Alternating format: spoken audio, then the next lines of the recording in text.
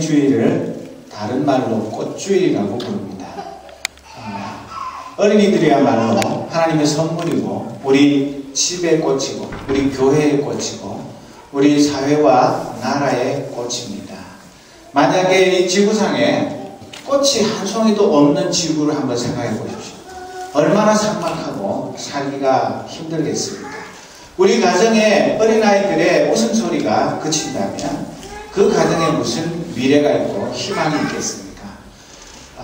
그래서 우리 한국 사회가 심각하게 고민하는 게 저출산 고령화 사회 때문에 가정 연구를 해도 별 뾰족한 대책이 없습니다. 아이를 갖고 싶고 낳고 싶어도 기르는데 너무 돈이 많이 들고 기르기가 힘들기 때문에 옛날에는 더 살기 어려웠지만 하나님 주신 대로 열심히 잘 낳았는데 요즘은 아기 낳는 것도 다 계산을 해가지고 낳기 때문에 이게 보통 문제가 아닙니다. 어린이가 없는 사회는 공동묘지를 향해서 달려가는 그런 사회라 해도 지나친 말이 아닙니다. 그러나 다행히 우리 교회는 우리 식구들이 제가 어린 아이들을 좋아하는 탓도 있지만 여러분들이 고맙게 열심히 아기들을 잘 낳아서 아마도 교회 성도들 숫자 대비 어린이 비율을 따지자면 우리 교회가 랭킹이 아주 탑이 아닐까 생각하는데 정말 감사합니다. 하나님께서 책임지시고 우리들에게 선물로 주신 아이들을 사랑으로 잘 길러주실 것입니다. 단지 목사로서 한 가지 아쉬운 것은 우리 교회가 어린이들에게 좀 더 많은 배려와 투자를 하지 못하는 것, 그것이 마음에 늘 걸리고 죄송한데, 그러나 그 환경 탓만 하는 것이 아니라 우리가 어린이들을 진심으로 사랑하고 위하여 기도하고 그 아이들에게 믿음의 본을 보이는 것, 그것이 가장 좋은 선물이고 아이들은 부모의 사랑과 믿음의 본을 보면서 자라는 것입니다. 아무리 돈이 많고 시설이 좋아도 우리 부모들이 먼저 태어난 선배들이 믿음의 본을 보이지 못하면 그 아이들이 무엇을 보고 바르게 자라겠습니까? 그렇기 때문에 우리가 진정 내 아이뿐만 아니라 우리 교회에 있는 모든 아이들을 진심으로 사랑하고 그들을 위해서 기도하는 일을 게을리 하지 않아야 합니다. 우리 청년들도 어린이 한 명 한 명의 정확한 이름을 알고 누구 아들인지 딸인지도 꼭 아시기 바랍니다. 여러분들도 머지않아서 아빠가 되고 엄마가 될 사람들이기 때문에 아직까지는 난 멀었다 그렇게 생각하고 내가 나중에 결혼하고 애 낳으면 그때 가서 애들에게 관심을 가지지 그렇게 생각하지 말고 지금부터 우리 모든 교회의 어린이들을 내 식구처럼 생각하고 사랑으로 돌보는 사랑의 공동체가 되기를 바랍니다. 나중에 물어보겠습니다. 애 이름 아는지. 제자들은 부활하신 주님을 여러 차례 만났지만은 부활하신 주님만 만난다고 해서 자기들의 모든 고민이 문제가 해결된 것이 아닙니다. 여러분들은 한번 생각해 보십시오. 내가 부활하신 주님 딱 한 번이라도 만났으면 좋겠다. 진짜 예수님 그 손에 못자국 손가락을 한번 넣어보고 동화처럼 옆구리도 한번 넣어보고 발도 보고 예수님 한번 만져보고 같이 얘기도 해보고 그러면 소원이 없겠다. 그러면 내가 평생도록 그 부활하신 주님을 사랑하고 그분의 말씀대로 순종하는 삶을 살겠다. 그런 생각하지 않습니까? 그러나 제자들을 보십시오. 부활하신 주님이 부활해서 오순절 성령 주시기까지 40일 동안에 성경에 12번 정도 나타나셨습니다. 부활하신 주님이 이렇게 많은 제자들이 모여있는 데는 이번에 3번째로 나타나신 것이고 그 외에 처음에 그 막달라 마리아와 다른 마리아 그들에게 나타난 것부터 시작해서 성경에 기록된 것을 보면 12번 나타나신 것을 볼 수 있습니다. 제자들도 2번이나 이미 부활하신 주님을 만났습니다. 그때는 주님이 갑자기 십자가에 달려 돌아가신 것 때문에 너무 충격이 크고 자기들이 예수님을 배반하고 도망친 것 때문에 죄책감 때문에 주님 앞에 고개를 들 수 없는 그런 상황이었는데 우리 예수님께서는 그들을 위로하시고 그들 보고 너 도망갔지? 너 큰소리 치더니 어떻게 했어? 그렇게 따지지 않으셨습니다.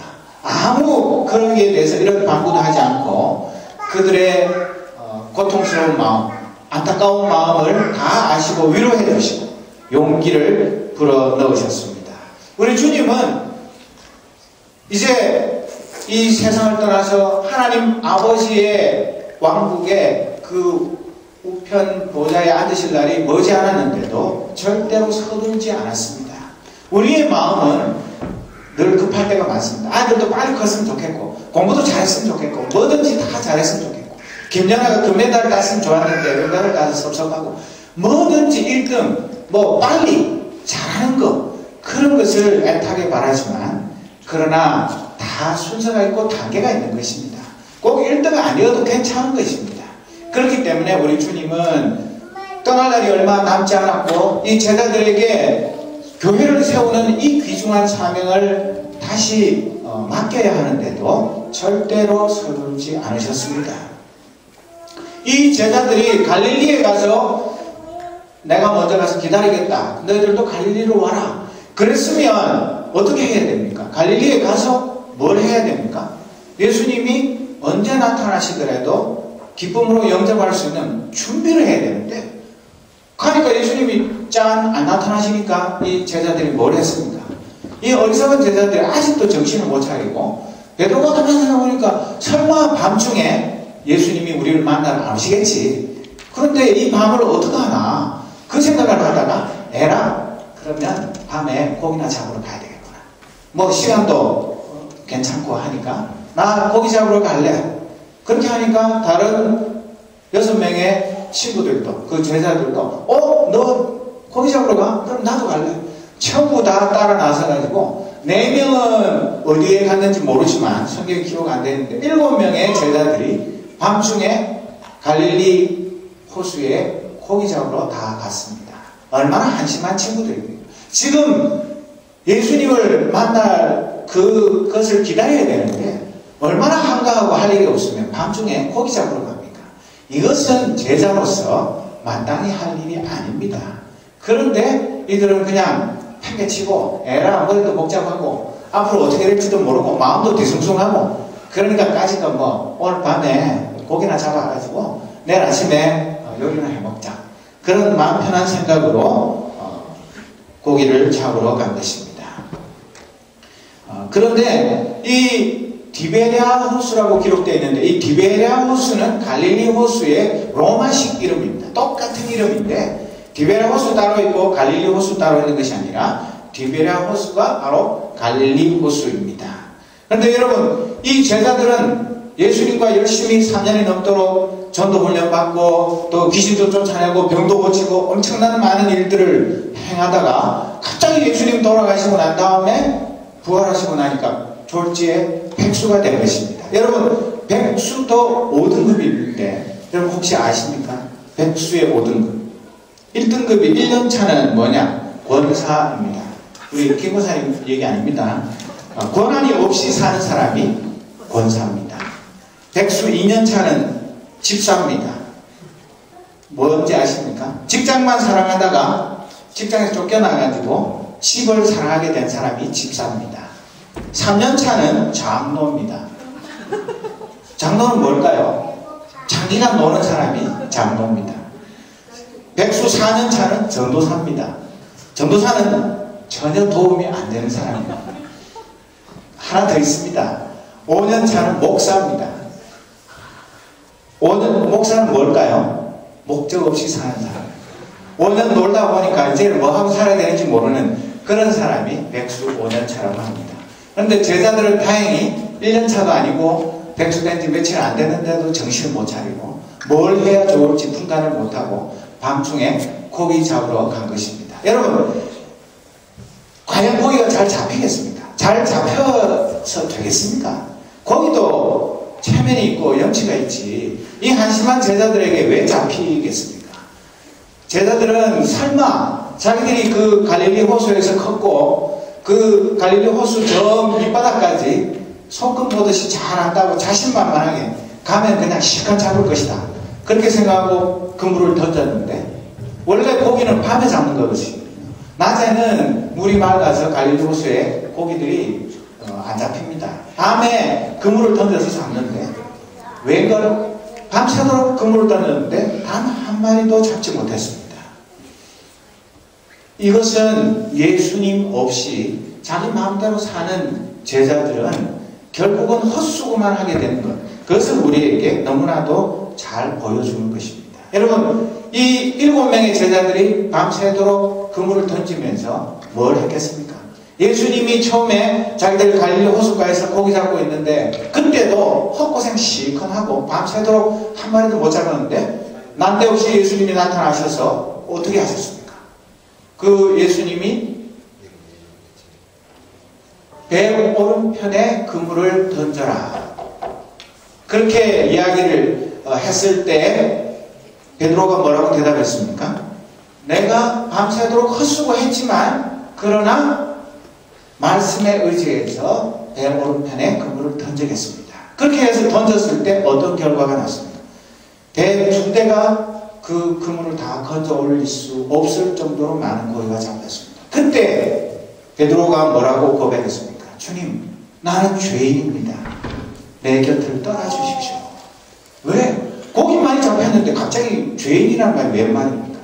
자기들하고는 전혀 차원이 다른, 자기들은 업으로서의 그 지식과 기술과 경험을 가지고 밤새도록 헛고생했는데 낯선 어떤 분이 와가지고 배 오른편에 그물을 던지라 그랬는데 우연이 아니라 상상을 초월하는 엄청난 일이 벌어지는 것을 보고 자기의 영적인 헐벗은 것, 굶주린 것을 깨닫고 주님 앞에 겸손히 고백했을 때 나를 따라오너라, 내가 너희를 사랑 낚는 어부가 되게 해주겠다, 그렇게 말씀하셨던 것, 그런 것도 생각이 나고, 이 밤새도록 헛고생을 했지만은 예수님이 그 풍랑이는 갈릴리 호수 위에 자기들이 열심히 노를 젓고 가고 예수님은 피곤해가지고 코를 골면서 주무시고 계셨는데 도저히 풍랑 때문에 배가 뒤집힐 것 같아서 주무시는 예수님을 깨워서, 예수님, 우리 5개 생겼는데 주무시면 어떡합니까? 우리 좀 살려주세요.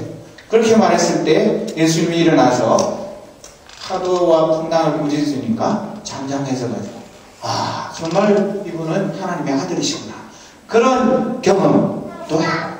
또 예수님이 오병이어의 기적을 베풀고 난 다음에 많은 사람들이 예수님을 왕으로 삼으려고 그럴 때 예수님이 피해가지고 있다가 제자들은 먼저 갈릴리 호수를 배 타고 건너가라 그랬는데 밤 늦게까지 그 풍랑과 씨름하고 있는데 예수님이 그 호수 위로, 물 위로 걸어오신 것을 보고 제자들이 놀라서 유령인 줄 알고 기절초풍을 했을 때 내니 두려워하지 말라, 안심하라, 그랬을 때 베드로가 진짜 주님이면 나도 그 물 위로 걸어오라고 말씀하십시오, 그렇게 말했을 때 걸어와.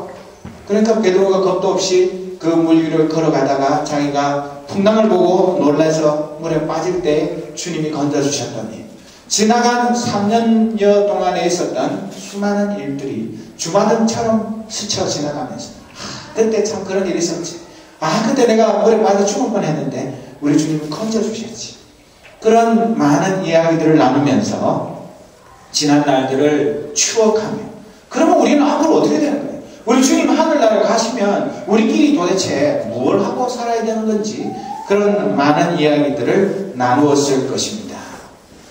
그러나 어찌됐든 고기는 한 마리도 못 잡았습니다. 새벽에 와서 날이 셀 즈음에 예수께서 호숫가에 서 계셨는데도 그분이 누구인지를 전혀 눈치를 채지 못했습니다.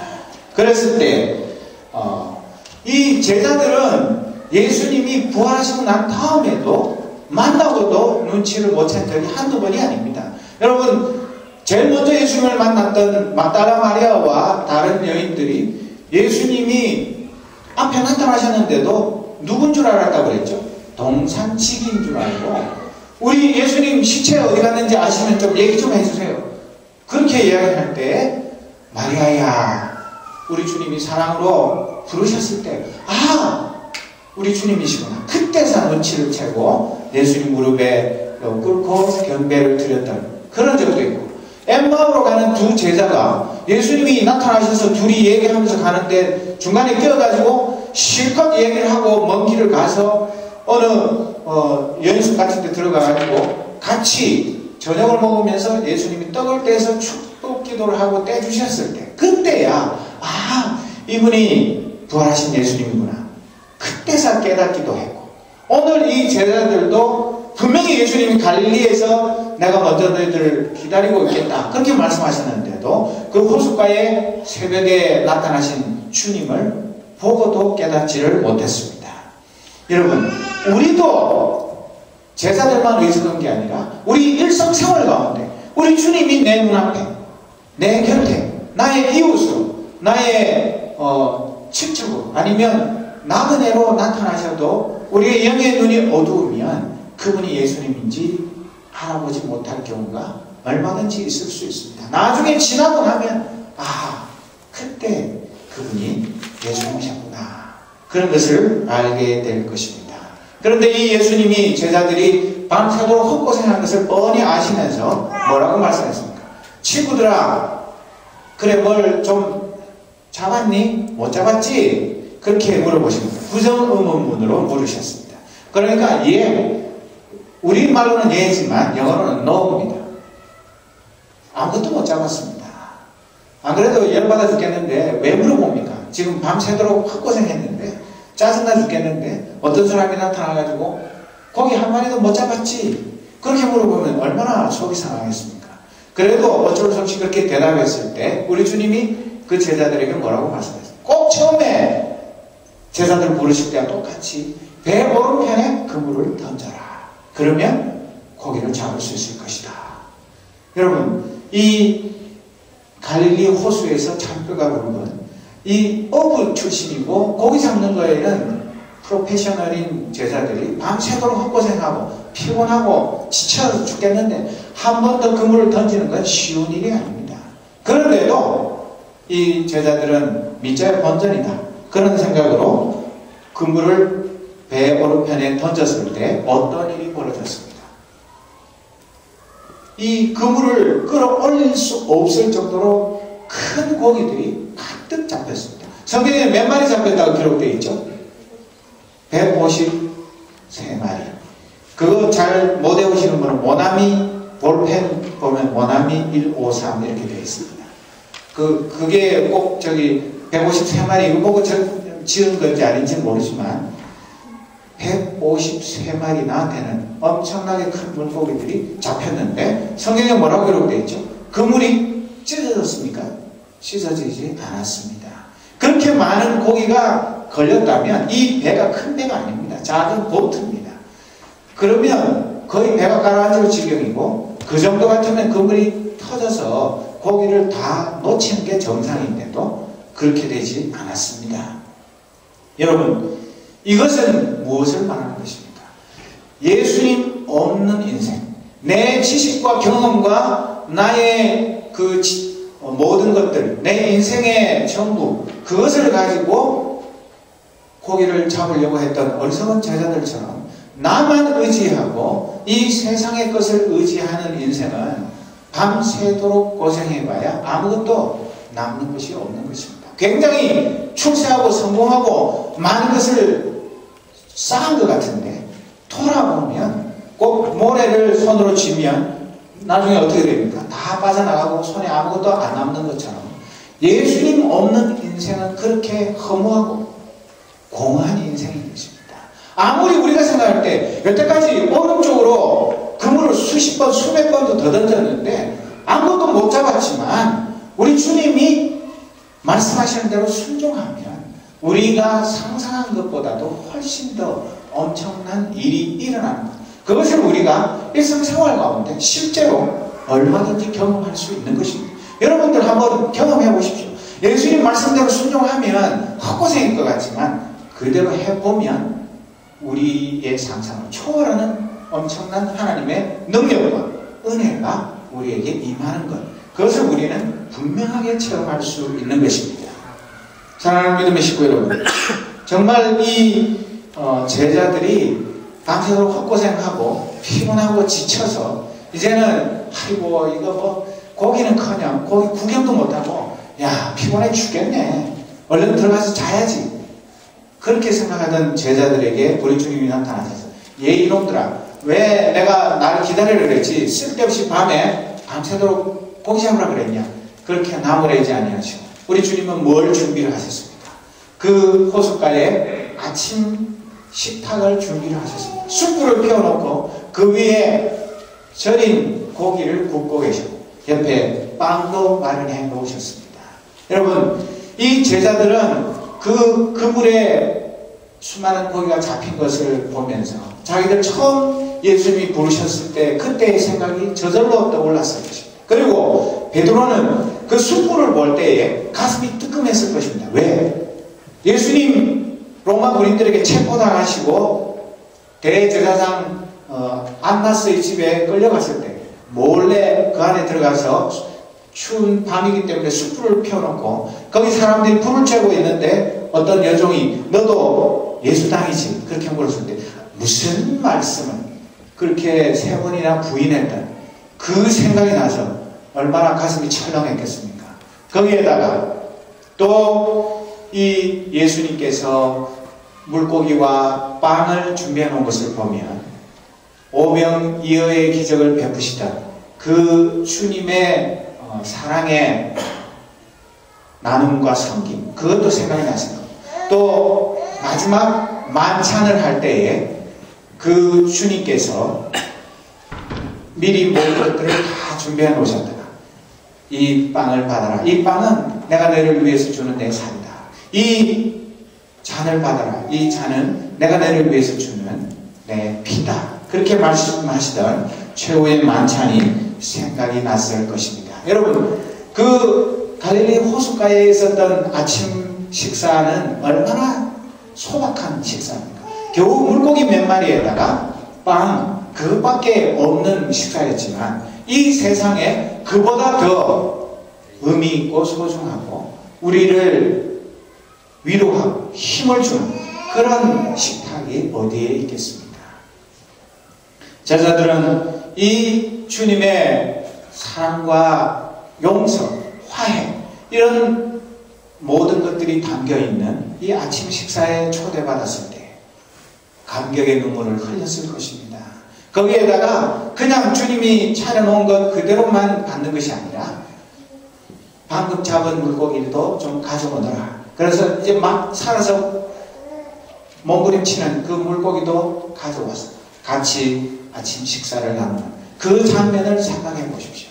왜 요한 사도가 자기 이름도 밝히지 않으면서 베드로에게 예수님을 먼저 얘기를 하고 이런 아름다운 식사의 자리가 마련된 것을 21장에 기록했습니다. 사실은 요한복음은 20장으로 거의 끝난 것인데 여기에 부록처럼 붙여놓은 것은 이 세상에서 우리 주님과 함께하는 식사의 자리, 우리 주님과 함께하는 그 교제의 자리만큼 보람있고 값지고 아름다운 자리는 없다는 것, 그것을 우리에게 가르쳐 주는 것입니다.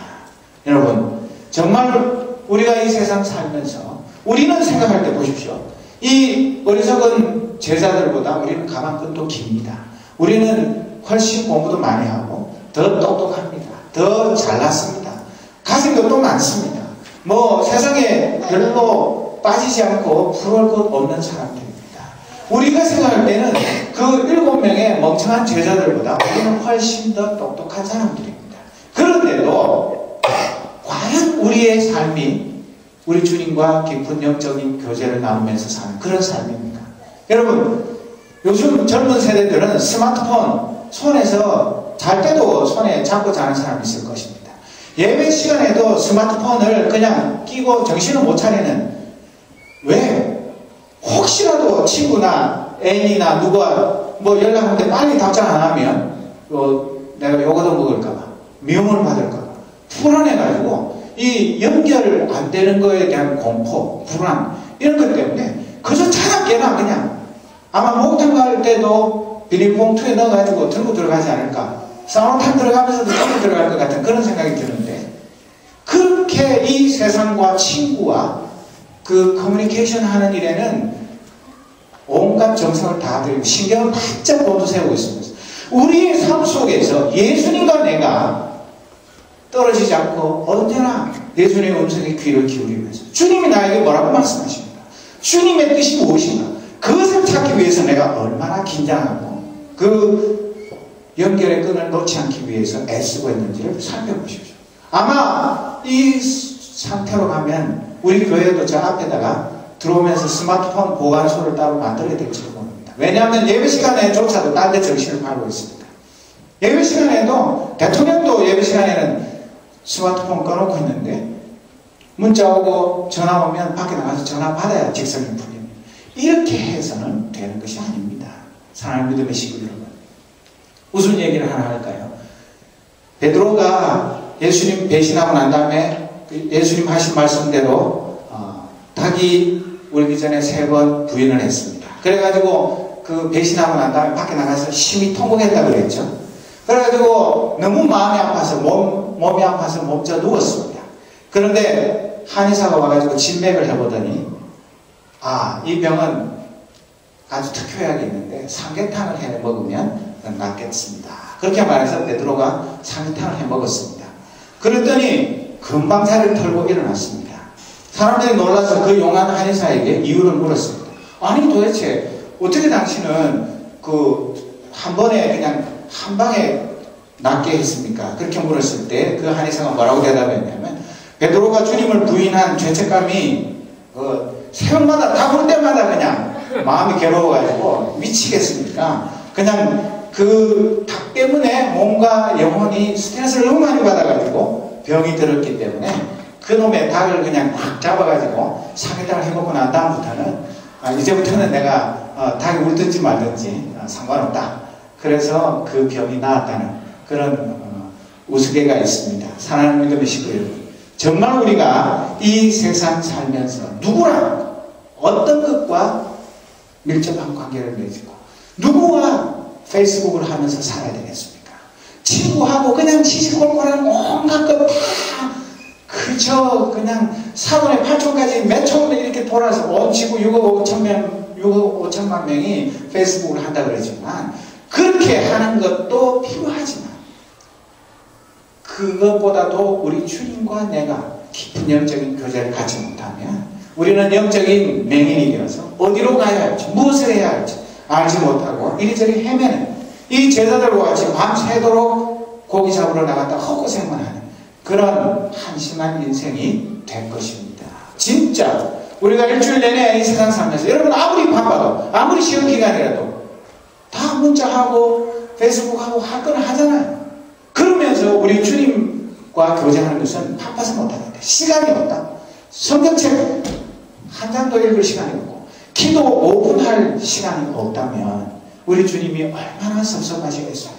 우리 주님이 밤새도록 헛고생하는 제자들을 기다리면서 그 호숫가에서 밤새도록 기다리며 그들에게 천국의 열쇠를 주셨고 그들을 통하여서 이 땅 위에 하나님의 교회를 세우기로 약속하셨는데 그 어리석은 제자들을 기다리는 주님의 마음을 우리가 좀 헤아려봐야 하지 않겠습니까? 우리가 진짜 그 초대교회의 7 제자들보다 더 지혜로운 예수님의 제자들이라면 주님의 마음을 헤아릴 줄 알고 주님이 우리를 통하여서 이루고자 하시는 뜻이 무엇인지를 겸손하게 귀 기울이면서 정말 우리 지성을 의지하는 것이 아니라 배 오른편에 그물을 던지라고 말씀하시는데 제자들처럼 우리도 믿음으로 배 오른편에 그물을 던지는 그런 삶을 살아야 하지 않겠습니까?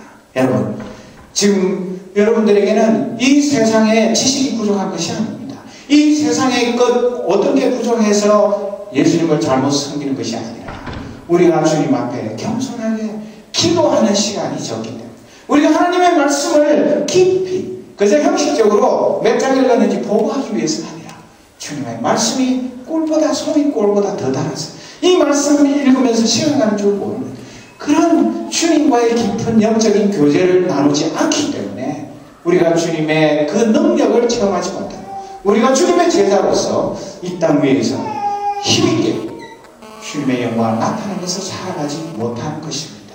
사랑하는 믿음 것이고요. 진정 이제 얼마 남지 않은 거의 이번 주 아니면 다음 주에 기말고사가 끝나고 긴 여름방학이 다가오지만 우리가 다시 한번 명심해야 할 것은 우리 주님은 언제나 우리의 삶의 현장에 먼저 가서 기다리고 계십니다. 우리가 헛고생할 때도 우리가 엉뚱한 짓을 할 때도 그곳에 기다리시면서 아침 식사를 정성껏 준비한 은혜의 식탁에 초대하기를 기뻐하시는 주님이십니다. 그 주님의 초대를 외면하지 않고 우리가 내 마음대로 살아가는 것이 아니라 하나님의 뜻을 먼저 의지하고 하나님의 뜻에 순종하는 삶을 살 때에 우리를 통해서 그 어리석고 가방끈 짧고 말 재수도 별로 없는 그런 어리석은 제자들을 통해서 이 땅 위에 하나님의 교회를 세우셨던 그 주님의 능력이 오늘 저와 여러분에게도 임했습니다. 우리를 통해서도 땅끝까지 주의 복음이 부활의 증인으로서 우리를 통해서 주님의 뜻이 널리 전파되는 놀라운 역사가 지금도 계속되어 갈 것입니다. 이 믿음 가지고 더 주님께로 가까이 나가는 저와 여러분의 삶이 되기를 바랍니다. 기도하겠습니다. 하나님 아버지, 공부하느라 피곤하고 지친 주의 자녀들, 이민생활 가운데 찢기고 상한 심령들, 또 여러가지 생활의 문제들, 또 기도의 제목들을 가지고 주님 앞에 나온 주의 백성들을 위로하여 주옵소서. 용기를 더하여 주옵소서. 어리석은 제자들이 밤새도록 주님 없이 헛고생하였지만 주님이 따뜻한 아침 식사를 준비하시고 또 배오른편에 그물을 던지라고 말씀하시며 그들이 정말 하나님의 그 놀라운 은혜와 사랑을 체험하게 하셨던 것처럼 오늘 저희들에게도 영의 눈을 열어 주옵소서. 영의 귀를 열어 주옵소서. 우리를 사랑하시며 우리를 용서하시며 우리에게 다시 놀라운 사명 주셔서 주님의 일을 하게 하시기를 기뻐하시는 그 주님 앞에 겸손하게 무릎 꿇는 저희들 되게 하옵소서. 바쁘다고 핑계하지 않게 하시며 여러가지 세상 일들에 정신이 쏠려서 주님 섬기는 일, 소홀히 하는 일이 없도록 주님께서 우리의 마음을 지키시고 인도하여 주옵소서. 그래야 이 아름다운 봄에 꽃이 피고 향기가 나는 것처럼 우리의 삶을 통하여 예수 그리스도의 향기가 멀리 멀리 퍼져나가도록 주님께서 우리를 사용하여 주옵소서. 예수 그리스도의 이름으로 기도드립니다. 아멘.